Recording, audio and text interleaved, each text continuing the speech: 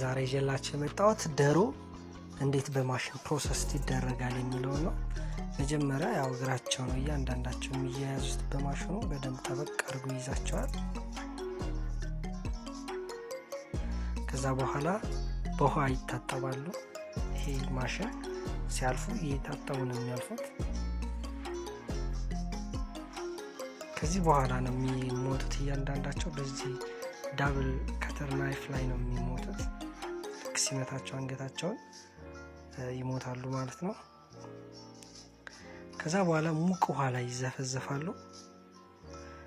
እያንዳንዳቸው በዚህ ሲያልፉ ተዘፍዝፎ ይወጣሉ ማለት ነው።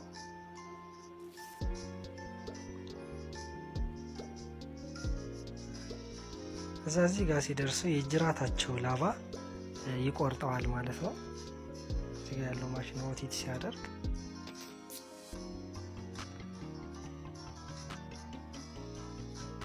ከዛ በኋላ እያንዳንዱ ላባቸው በሙሉ ይነጨዋል ማሽኑ።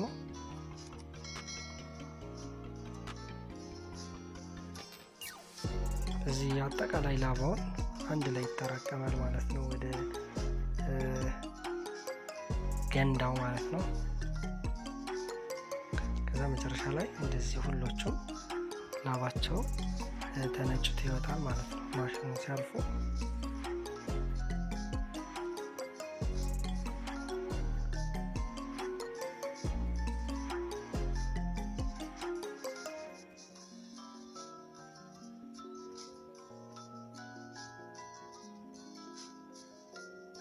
ከዚህ በኋላ እግራቸውን ጫፍ ላይ ያለውን እግራቸውን ይቆርጠዋል ማሽኑ። እንደገና በሌላ ማሽን ሃንግ ይደረጋሉ፣ ይያዛሉ።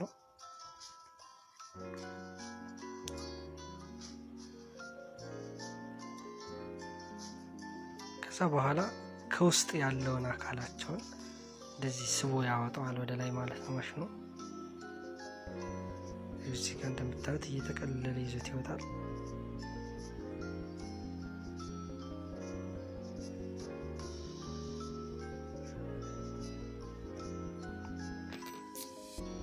ስለዚህ ከውስጥ ያለውን ነገር ይከፍተውና ውስጥ ያለውን ነገር ይወጣል ማለት ነው።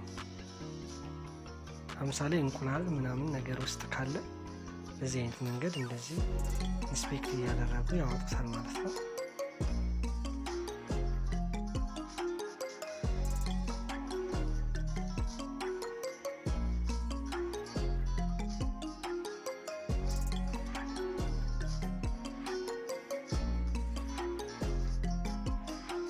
እዚህ ጋር ውስጥ የቀረ ሌላ ነገር ካለ እንደዚህ ኢንስፔክት ያደርገዋል ማሽኑ።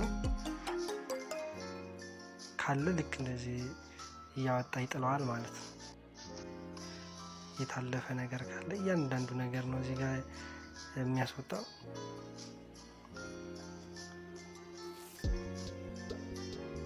ከዚህ ጋር ኢንስፔክት ያደርጉታል ሰራተኞቹ። ከዛ በኋላ ራሳቸውን እዚህ ጋር አናታቸውን ላይ ቆርጠዋል ማሽኑ።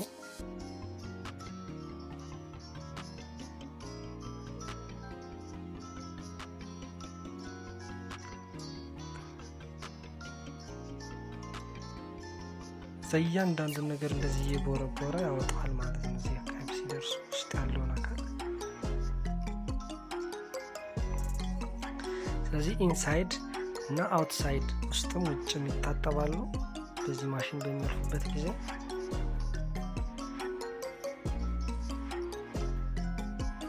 ከዛ በኋላ እንደዚህ የተቆራረጠ አካላቸውን አንዳንዶችም እንደዚህ አንድ ላይ ይሰበስባሉ።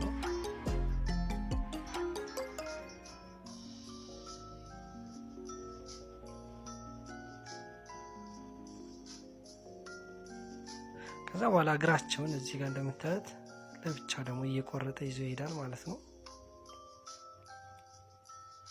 እያንዳንዱን የተለያየ ፓርት በዚህ አይነት መንገድ ማሽኑ ይዞ ይሄዳል። ይሄ በኮንቬየር ሲስተም ነው። ልክ እንደ ኮንቬየር ነው ይዟቸው የሚሄደው። ከዛ በኋላ የወሰደውን አካል እዚህ ጋር ይጥለውና በዚህ አይነት መንገድ ይወጣል ማለት ነው።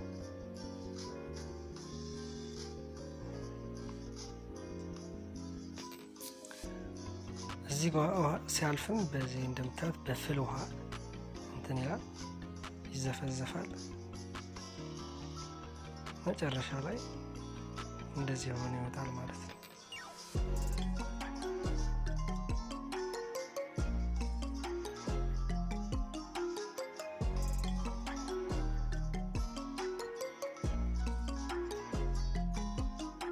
ይሄ የእግራቸው ጫፍ ነው።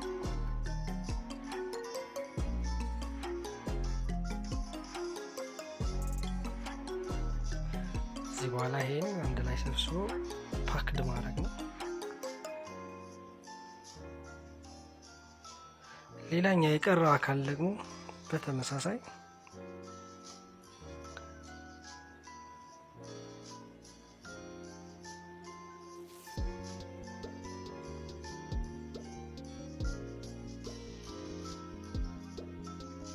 ወደ ቀዝቃዛ ቦታ ላይ ይገባል፣ ይቀዘቅዛል።